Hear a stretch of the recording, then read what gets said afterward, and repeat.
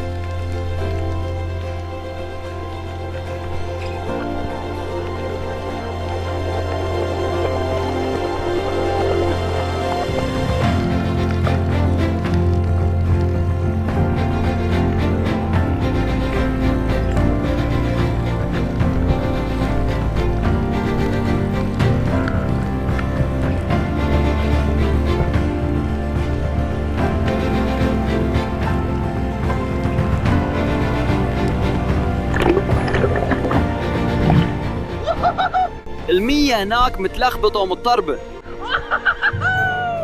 تمام، حتى لو دي حمرة جدا احنا مش هنقدر ناكلها. اخرج من هنا.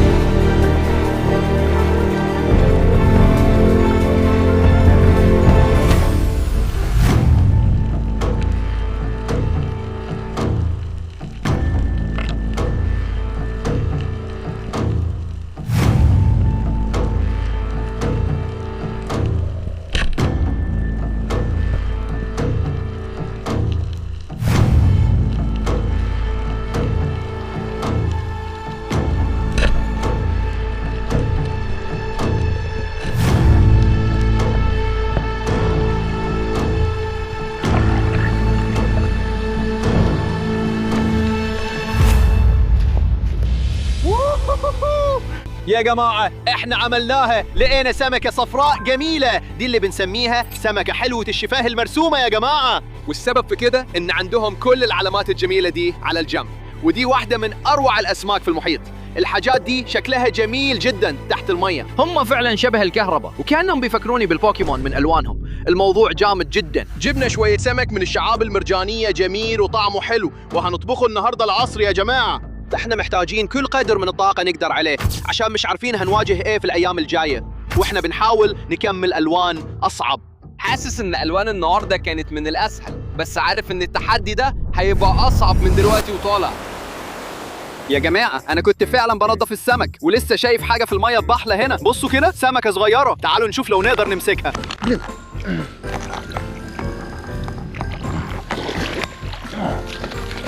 كينج يلا معاك ايه؟ بص عليه. مسكناه يا جماعة. هو زلق جدا، بس ده هنا ده زي سمكة الرنجة الصغيرة كده، ومش عارف إذا كنتوا شايفين ولا لأ، بس ديله هنا متعضود من سمكة تانية. مستحيل ناكله، هو يستحق يعيش. هنسيبه هنا في المية الضحلة. قولوا لي في التعليقات نسميه إيه. هو فعلا ناجي حقيقي، بس ما تقلقوش يا جماعه، احنا هنروح نصطاد العمالقه اللي هاجموا صحابنا الصغير ده. جه الوقت اننا نولع النار على الشاطئ ده. هنجرب كل نكهه من دول ونشوف مين فيهم طعمها احلى. والنهارده معانا شويه حاجات مميزه، معانا سمكه حمراء وسمكه صفراء. انا متحمس جدا. يلا نطلع على شجيرات ونجمع خشب كتير ونولع نار في الجزيره دي. يلا بينا.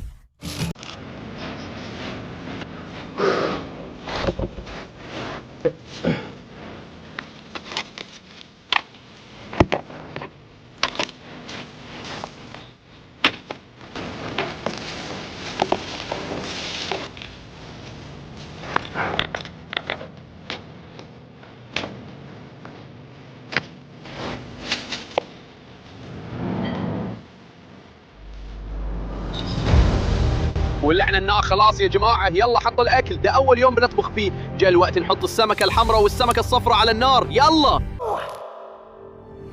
تمام يا جماعة، عندنا السمك بتاعنا هنا لأول يوم، وطول التحدي ده أكيد هنصطاد أنواع كتير، بس إحنا عايزين نخلي الموضوع عادل في طريقة الطبخ والتنظيف عشان نقدر نقيم ونعرف أنهي لون فيهم طعمه أحسن من الباقي.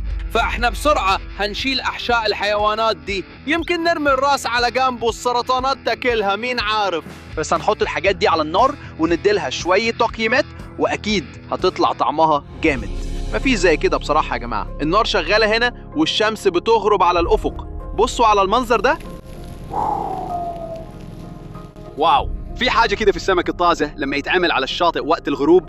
يا راجل المنظر ده بيخليني متحمس، بس أنا عارف إن في الأيام الجاية يا جماعة هنواجه تحديات صعبة جدا. الحيوانات اللي حنطاردها خطيرة جدا، حنواجه تيارات قوية في المحيط الأزرق العميق، ومحدش عارف إيه كمان ممكن نقابله. فخليكم معانا يا جماعة، لأني بصراحة بدأت أقلق وأنا بفكر في اللي جاي. بس دلوقتي كل اللي عايزه إني آكل الوجبة دي، آخد شوية طاقة، وبكرة هنواجه التحديات دي.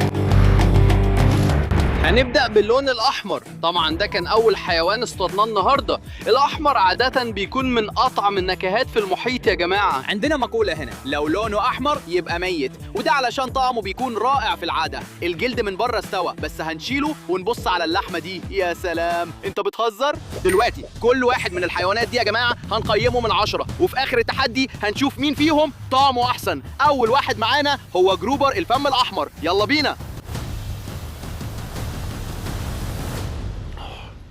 الأحمر فعلا على اسمه يا جماعة. اللحمة دي طرية جدا وناعمة وبتتفكك. ده رهيب فعلا يا راجل، لازم ياخد تقييم عالي جدا.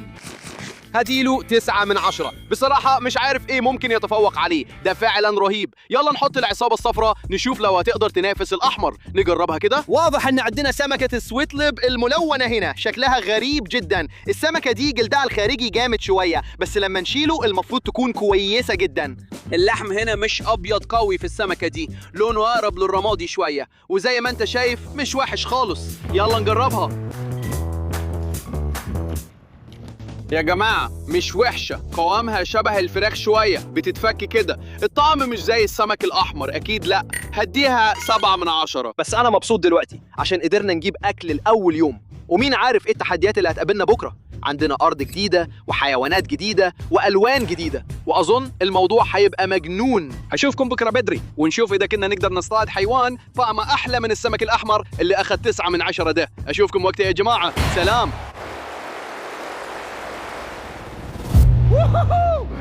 يا جماعة احنا لسه واصلين ليومنا التاني، وهنبدأ نصطاد بعض من أغرب الحيوانات اللي ألوانها مجنونة في الأرض دي. وراي على طول في شعاب مرجانية جميلة، وهناك في غابات المانجروف اللي بيؤدي للمكان ده. بس يا جماعة الأرض دي فيها حيوانات خطيرة جدا، وفي كمان اللي ممكن تقطع إيدي. انتوا شفتوا امبارح اصطادنا الأحمر واصطادنا الأصفر. النهاردة هنبدأ باللون البنفسجي، وبعد كده هنروح لألوان أغرب. بس لازم نطلع ونستكشف ونشوف إذا كنا هنلاقي الحيوانات دي ولا لأ. ممكن يكونوا صعبين يبانا أوقات، بس احنا استنينا الجزر الكبير وكل حاجة المفروض تكون طالعة وناشفة في البرك اللي ورا دي. يلا نبدأ نعدي البرك دي يا جماعة. كل الحيوانات دي هتكون مستخبية في برك مية صغيرة، وإن شاء الله يكونوا محبوسين فيها. اللي بيحصل هو إنه لما المد بيجي الحيوانات دي بتدخل عشان تتغذى. هنا بتاكل البرونكيل وكل أنواع القشريات اللي ممكن تتخيلها، وبعدين لما المد ينحسر كتير من الحيوانات دي هتتزنق. وهنا بقى هنستخدم الساطور وإيدينا العارية، وإن شاء الله نلاقي شوية من الكائنات دي. يا جماعة احنا مش جايين هنا عشان سيرك ولا حاجة، احنا هنا عشان ندور على الكائنات دي، نلاقي اكل ونعلم على شوية الوان. في هنا كتير من سمك الصنابر الصغير وسمكة بوري صغيرة وكل حاجة بتتحرك هنا، بس احنا بندور بين كل الصخور الصغيرة دي واكيد هنلاقي حاجات جامدة. يا جماعة واحنا ماشيين هنا لازم نخلي بالنا كويس جدا، في هنا مجموعة كبيرة من الحيوانات الخطيرة، عندنا قنافذ بحر وعندنا ثعابين موراي ولخمة وكمان اخطبوط ازرق الحلقات وكمان حلزون مخروطي، ومعظم الحيوانات دي ممكن تقتلني في لحظة فعلا. طيب خلي بالك وتأكد اننا ما ندوسش على اي حاجة خطيرة. وكمان نسيت سمكة الحجر، ايوه دي كمان ممكن تقتلني. مش هتصدق اللي بيحصل ده يا صاحبي.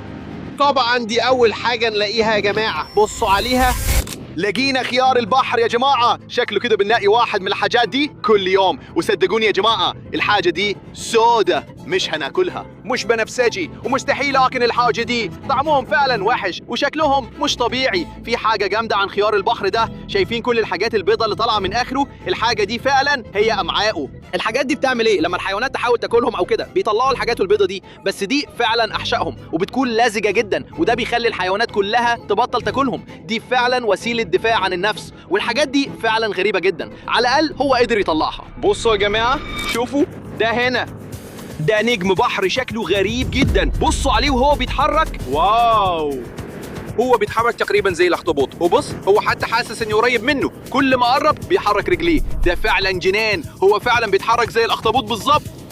واو مذهل. يا نهار ابيض، ايه ده الكائن الصغير ده؟ استنى، اهدى يا صاحبي. اهدى. واو، ده سلطعون مذهل فعلا، بص عليه، عنده طحالب بتطلع عليه حرفيا وهو عايش هنا في البركة دي، ده جنان يا صاحبي، مش قادر تشوف وشه حتى، متخفي جدا، عليه طحالب ورمل فعلا بيطلعوا عليه، بالظبط زي لعبة كول اوف ديوتي لما بتلبس بدلة التمويه وبتزحف في الصحراء. هنسيبه يرفع طريقه، يلا يا صاحبي. تمام، هنمشي شويه كمان لحد الحافه دي هنا وبعدين هنبدا نتحرك. هناك كل الحيوانات هتكون محبوسه. يا جماعه بصوا على ده، يا ساتر، مش عارف اذا كنتوا شايفين ده ولا لا، في سلطعون ناسك، لكن فوق صادفت فيه شقائق نعمان حيه بتكبر عليه، والشقائق دي فعلا بتوفر مأوى لسمكه نيمو المهرج. ده شيء غريب فعلا، جاره اللي جنبه حرفيا هو نيمو. حاجات غريبه فعلا، عشان كده بنطلع هنا وقت الجزر يا جماعه. بصوا كده، عندنا فعلا مرجان حي كبير هنا، ودي عاده بتكون مغطيه بالميه تماما، بس واضح ان عندنا جزر كبير دلوقتي وكل حاجه الميه انسحبت منها، كل حاجه هنا ناشفه وفوق سطح الميه، والمفروض ان المكان ده يكون هو اللي هنلاقي فيه اللون اللي بعد كده وهو البنفسجي. يلا نكمل ندور، يلا بينا.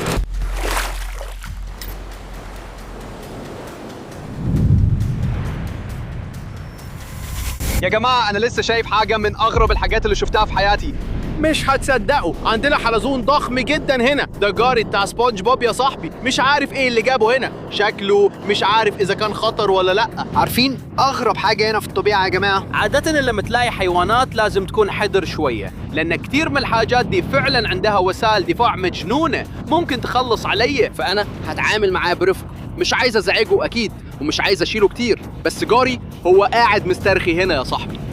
ايه الصوت اللي جاري بيعمله؟ كله يكتب في التعليقات. واو،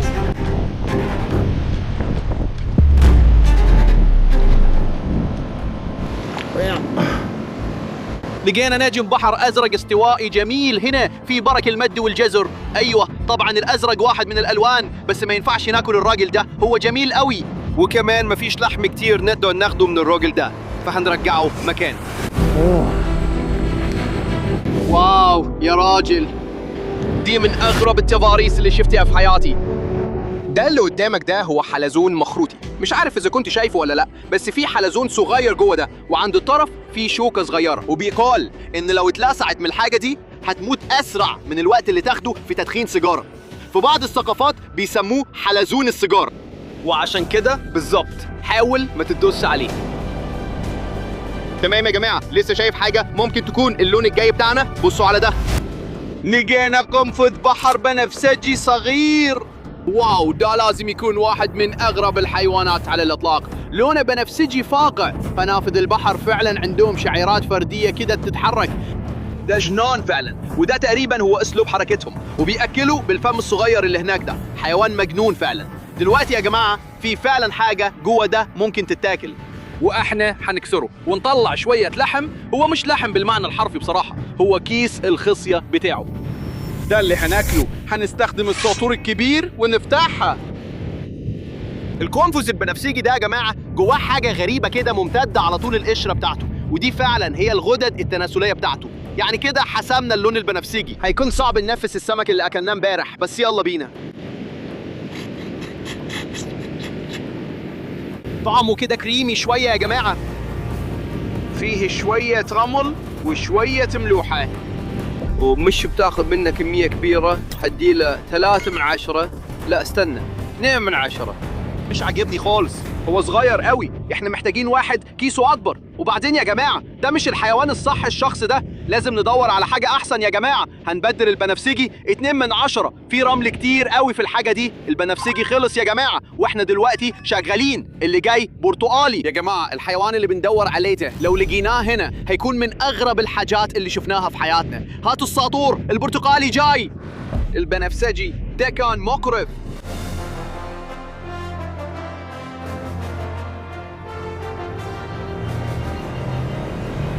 في فعلا مناطق مانجروف كتير اللي طالعه هنا يا جماعه، وده هيوفر لنا مجموعه جديده تماما من الحيوانات المختلفه اللي ان شاء الله نقدر نلاقيها.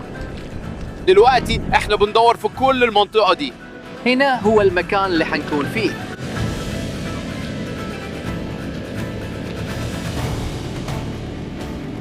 واحنا ماشيين شويه زياده على الساحل دلوقتي وبندور في كل المنطقه دي. اكيد في حاجات مستخبيه هنا. في حد هنا؟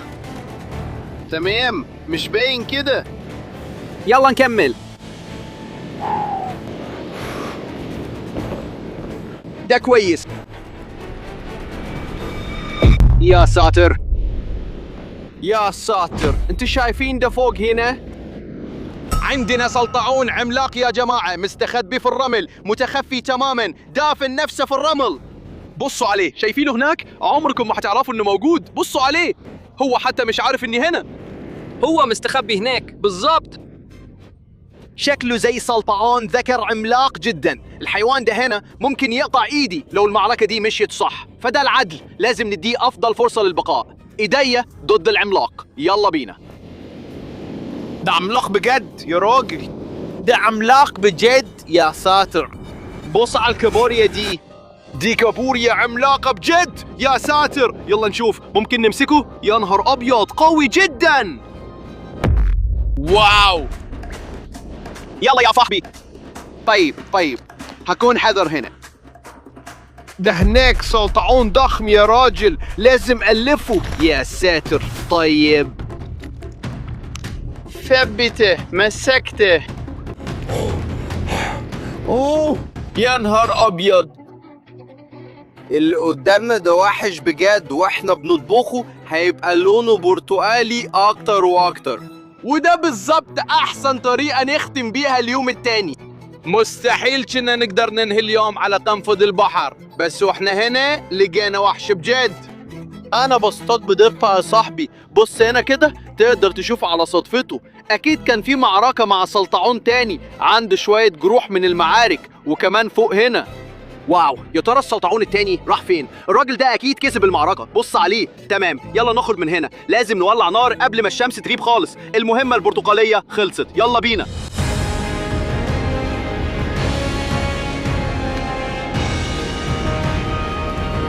تمام، بص على ده، حرفيا لقينا الخشب الطافي ده على الشاطئ.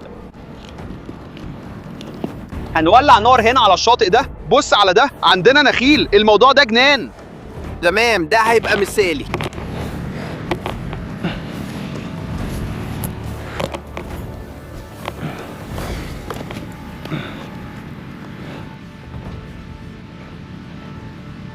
لازم نجمع شوية حطب صغير دلوقتي. زي ما انتوا شايفين الشمس بتغرب بسرعة، ما عندناش وقت كتير يا جماعة.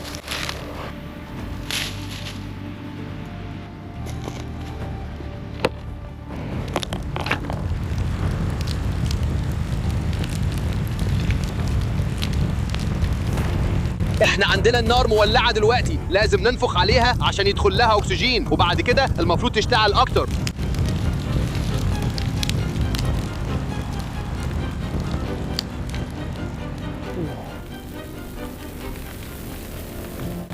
هنمسك السلطعون العملاق بتاعنا، واغرب حاجه فيه انه فعلا في صبغه جوه السلطعون ده، فلما نحطه على النار هتشوفوا انه هيتحول للون برتقالي فاقع. شوفوا ازاي الحاجه دي بتغير لونها يا جماعه. دلوقتي من اغرب الحاجات في السلطعون ده انه لسه في اعصاب شغاله جواه، هو ميت تماما يا جماعه بس لسه بيتحرك. اول ما الحراره تلمس اعصابه هوب هيتحرك تاني. بصوا عليه لسه بيتحرك، ده جنان. وانا دلوقتي مستني اكلنا يستوي يا جماعه. وخلال التحدي ده انا فعلا استمتعت بمطارده الحيوانات الغريبه دي، وده فعلا بيورينا قد ايه كوكبنا مذهل يا راجل. احنا بنحاول نعتني بكل حيوان من دول على قد ما نقدر ونحترمه بطريقته الخاصه، بس انا ما عنديش اي فكره احنا هنواجه ايه بكره. ممكن يكون أكتر حيوان مجنون فيهم كلهم. شايف الجزيرة اللي هناك في البعد دي هي اللي احنا رايحينها بكرة في المحيط الأزرق العميق. بس الأول لازم ناكل الوجبة الكويسة دي. انتوا شفتوا من شوية الحاجة كانت لونها بني تقريبا؟ بصوا عليها دلوقتي بقت برتقالية تماما. يلا بينا.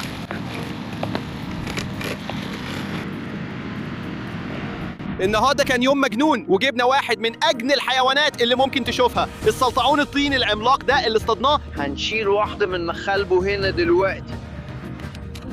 يا ساتر، كل اللحمة موجودة جوا هنا. السلطعون ده لونه محمر كده زي ما انت شايف، وده معناه ان المخلب ده مليان لحمة.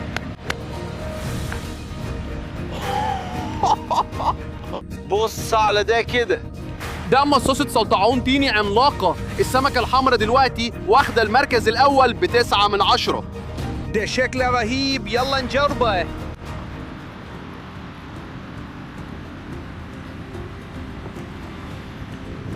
سلطعون طيني على النار يا جماعة، لازم يكون من أحسن المأكولات البحرية على كوكب الأرض. طعمه مسكر جدا، بيتفتت كده بسهولة، وإحنا طبخناه بشكل مثالي. السلطعون ده هناك مليان وجميل جدا يا جماعة. أنا هدي ده 9.5 من 10. كده هو سبق السمكة الحمراء لحد دلوقتي. يا نهار أبيض.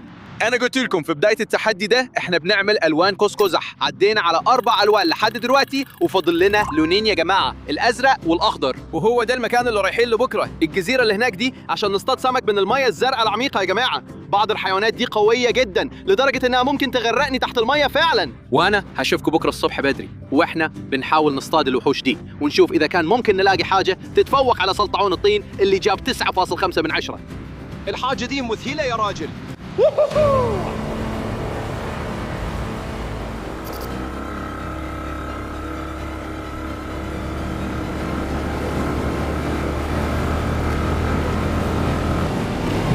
يوهو، ودلوقتي احنا في اليوم الثالث، وانتوا شفتوا امبارح اننا جبنا البرتقالي، ودلوقتي انتقلنا للاخضر يا جماعه. والبيئه دي هنا فيها وحوش حقيقيه.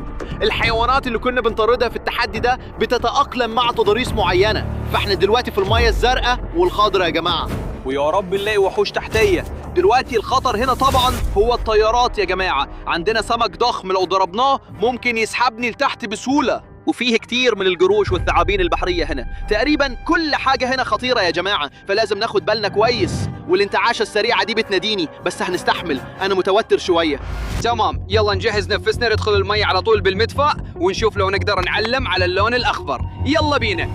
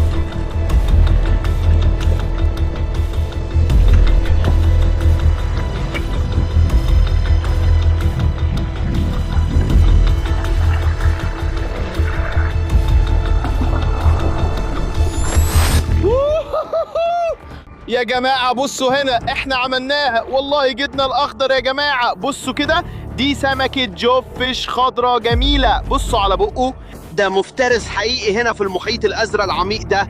شفتوا ازاي اصطدناه بندقية صيد بالرمح دي؟ نزل تحت الشعاب وضغط عليا جامد جدا. والله يا ساتر، اظن الرمح بتاعك نانا شوية، بس ده مش اخر سمكة يا جماعة، فلازم نطلعه على المركب. هوريكم شكله كويس وهنشرح عنه، وبعدين لازم نعدل الرمح ونروح نصطاد وحش الاعماق الازرق. الحاجات دي زي تنين البحر هنا، مجانين بجد، بيعيشوا حوالين الشعاب الساحلية دي. وبصوا على الزعنفة دي كده يا جماعة، ده مفترس جامد هنا، بس مش هو الوحش اللي بندور عليه. وزي ما انتوا عارفين خلصنا على اللون الأخضر، ودلوقتي رايحين لأكتر لون مجنون فيهم كلهم. احنا رايحين على الحيوانات الزرقاء يا جماعة. دول أكبر الكبار هنا، المفترسين اللي بيحكموا المية دي. وفي بعض الحيوانات دي فعلا بتاكل السمكة دي كاملة. انتوا عارفين احنا بندور على أكبر الكبار دلوقتي، حيوانات ممكن فعلا تغرقني يا جماعة، ومش عارف احنا هنواجه ايه. احنا محتاجين كل الطاقة والقوة اللي نقدر نلاقيها. عندنا هنا هاي تيست كويك ريفايف، لما نشرب ده هنرجع كأننا اتولدنا من جديد. وده اللي محتاجين عشان نقدر نهزم آخر حيوان ملون، الأزرق.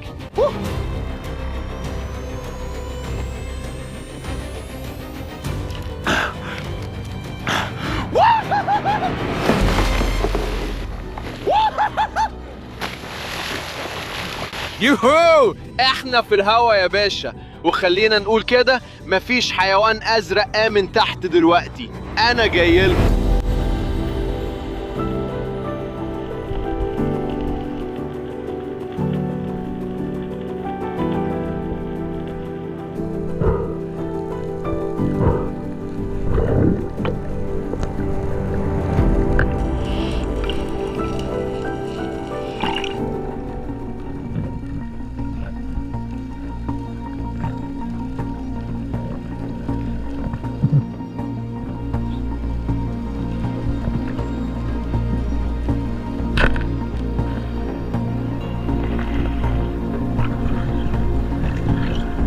هو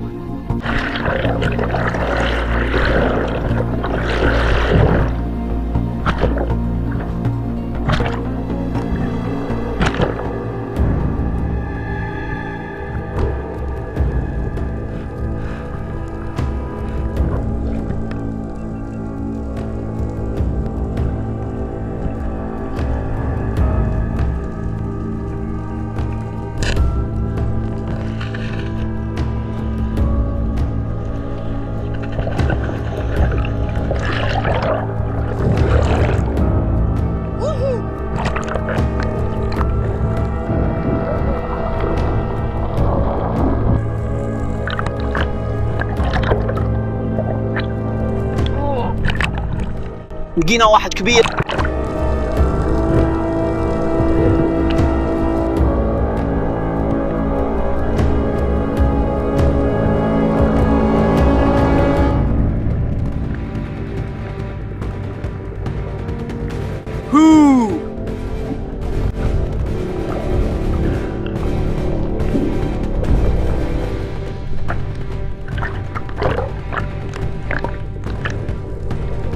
هو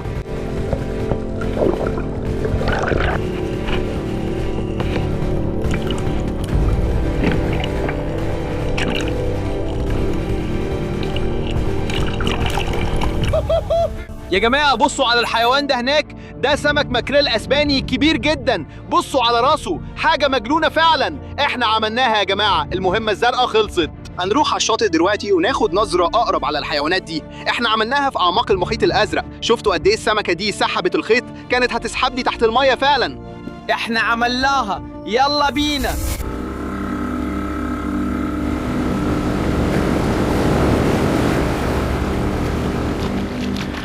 تمام، عايز اوريكم شويه حاجات مميزه في كل واحد من الحيوانات دي. السمك ده يا جماعه عنده قشور كبيره هنا، وده شبه طبقه خارجيه كده. ديله تقدر تشوف قد ايه هو سميك مقارنه باقي جسمه، سميك جدا جدا، وفمه كبير هنا، وده بيستخدمه عشان يشفط كل فرائسه. وعلى الجنب هنا عندهم حاجه اسمها اشواك الخياشيم، ودي شبه شفره موس كده، ودي بتساعده كنوع من اليات الدفاع عن نفسه. وزعنفه كبيره فوق فيها شويه اشواك. حيوان شرس فعلا وده اكيد، ووشه شكله غاضب جدا. طيب دلوقتي معانا المفترس الاعلى يا جماعه، الماكريل الاسباني الكبير. دلوقتي المميز في الحيوان ده يا جماعه انه عنده حاجات صغيره كده ورا هنا، ودي شبه الزعانف الصغيره، تقدروا تشوفوهم متوزعين على طول الديل وبيتغير اتجاههم، وهم شبه زعانف لوح التزلج على الامواج. الحاجات دي بتساعد الحيوان ده يغير اتجاهه بسرعه جدا علشان يقدر يهجم على السمك الصغير. يا جماعه عندهم اسنان حاده زي الشفرات، مختلفة شوية عن الأسنان اللي شبه الأنياب عند سمك الجوب فيش، وكمان عندهم الزعانف الصدرية اللي بتتني وبتدخل في فتحات صغيرة كده علشان تخلي جسمهم انسيابي. دول يعتبروا زي سيارات الفورمولا 1 بتاعة المحيط يا جماعة. سمك الجوب فيش بيقاتل بخبث أكتر شوية، لكن النوع ده معمول أساساً للسرعة. وانتوا شفتوا لما اصطدت السمكة طارت بسرعة، البكرة بتاعتي كانت بتصرخ حرفياً يا جماعة. يا ترى في أي سمكة من دول تقدر تنافس سلطعون الطين البرتقالي الجميل اللي اصطدناه؟ لازم نعرف.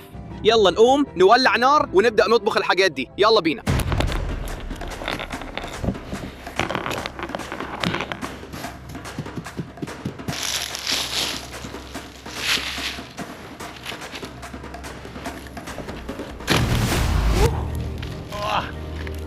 تمام جبناها يا جماعة، كل واحد عنده شغل، التعليقات مولعة، آخر طبخة تبدأ دلوقتي حالا، يلا بينا.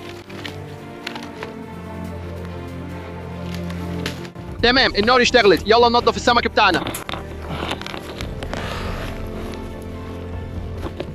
هنقطع شرايح ستيك كده بسرعة، هناخد دي، هنبدأ من عند الديل هنا، هقطع اللي تحت على طول.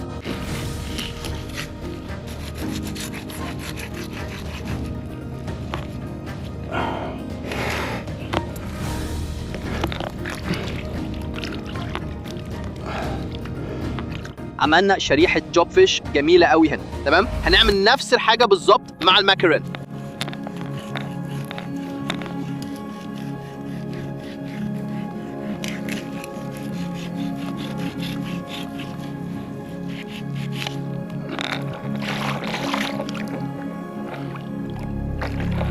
واو الماكريل ده شكله جامد جدا.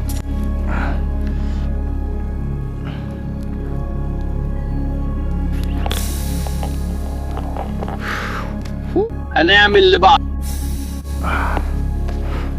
دي احسن حاجه ممكن تحصل في الحياه. عندنا سمكه الجوب الخضراء بتاعتنا، وعندنا الماكريل بتاعنا. يا سلام على الماكريل، يا سلام، بنشويه على الفحم دلوقتي. وعندنا الجروب، عشان كده بنعمل كده يا جماعه، دي الاحلام اللي بنعيش عشانها. كان يوم مجنون ومش قادر استنى اكل الاكله دي. انا محتاج اللحمه دي دلوقتي حالا. انا امال اعرق زي الغجري اللي عليه قصة بيت بجد يعني. يا جماعه الفكرة كلها إننا نديهم تشويحة سريعة على ناحية واحدة، نقلبهم على ناحية تانية وهيبقوا زي الفل. يا جماعة الطريقة دي ممكن تبقى واحدة من أكتر الطرق اللي بحبها لفهي السمك، بس شوحهم على كل ناحية. إحنا فعلا عايزين شوية نار في الموضوع ده، هيبقى فيه تحمير حلو من بره زي بالظبط لما بتعمل ستيك في البيت. أنا مش قادر أتحمل دلوقتي، أنا جعان جدا بجد، بقيت بسيل من باقي. يا ترى في أي واحدة من دول تقدر تنافس السلطعون الطيني العملاق اللي اصطادناه بإيدينا؟ أظن إن النهاردة كانت أصعب ظروف عدت عليا، كان في طيارات وكان في قروش وكان في تعابين بحر، كل حاجة كانت موجودة هناك. بس إحنا عندنا دلوقتي سمك جميل بيطبخ شرايح. يا جماعة أظن ده ممكن ينافس السلطعون الطيني، لازم نستنى ونشوف.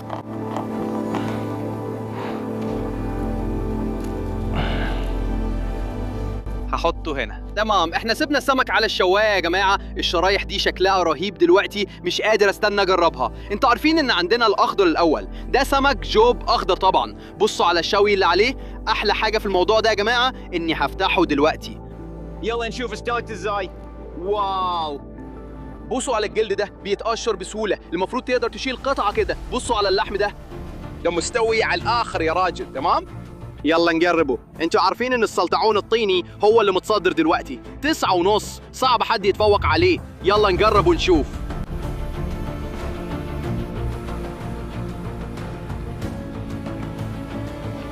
لو هوصف سمكة الجوب، طعمها وقوامها شبه الفراخ المفتتة كده.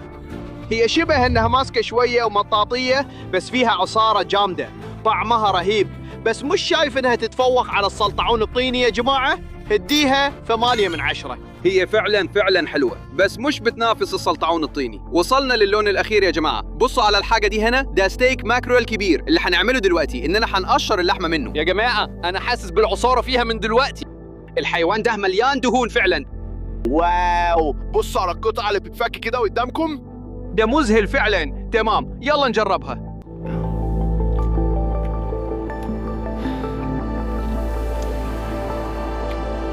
اللي قدامكم ده جنان يا جماعة، طري جدا وبيتفكك بسهولة وناعم قوي، وطعمه فعلا زي قطعة ستيك جميلة ربنا باركها من البحر. أنا هدية 10 من 10، والتحدي ده كان أجنن تحدي عملته في حياتي. الأزرق هو اللي كسب في التحدي ده، وأشوفكم في المغامرة الجاية المجنونة. عندنا فيديوهات أكتر هنا، ما تنسوش تعملوا لايك وسبسكرايب. يلا بينا.